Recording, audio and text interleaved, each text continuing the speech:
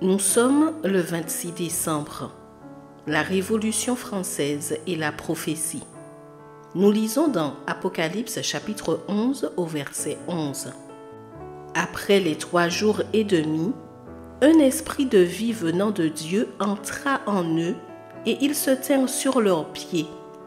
Une grande crainte fondit sur ceux qui les voyaient.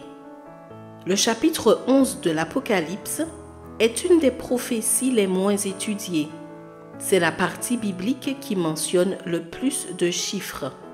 Un roseau servant à mesurer, 42 mois, 2 témoins, 1260 jours, 2 oliviers, 2 chandeliers, des cadavres non enterrés pendant 3 jours et demi, 2 prophètes, un tremblement de terre, 1/10 de la ville effondrée, 7000 hommes mourants, le 2e et le 3e malheur, le 7e ange, 24 anciens, un tremblement de terre et une forte tempête de grêle. Que signifient ces éléments? Le roseau qui mesure symbolise le jugement du peuple de Dieu. Les 42 mois ou 1260 jours représentent les 1260 années de 538 à 1598 après Jésus-Christ, pendant lesquelles la vérité de Dieu a été foulée aux pieds et où ceux qui l'étudiaient ont été persécutés et mis à mort.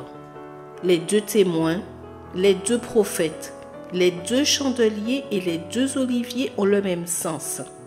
Ce sont les Saintes Écritures, l'Ancien et le Nouveau Testament. Les Écritures sont les témoins du plan de salut et la lampe à nos pieds. Et comme l'Esprit Saint est symbolisé par l'huile, les 2 oliviers représentent la manifestation de l'Esprit Saint au cours de l'Ancien et du Nouveau Testament. La bête qui tente de tuer les 2 témoins symbolise la Révolution française qui a répandu l'athéisme et décrété à Paris en 1793 l'abolition totale de la religion et de la lecture de la Bible dans toute la France.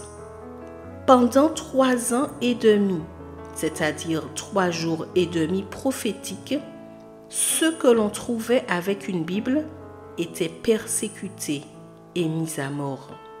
Lorsque la restriction a pris fin en 1797, de nombreux chrétiens survivants ont été retrouvés sans yeux, amputés et lacérés. Après ces 3 ans et demi, Dieu a ressuscité ses fidèles témoins. La Bible a circulé avec plus de succès que jamais auparavant.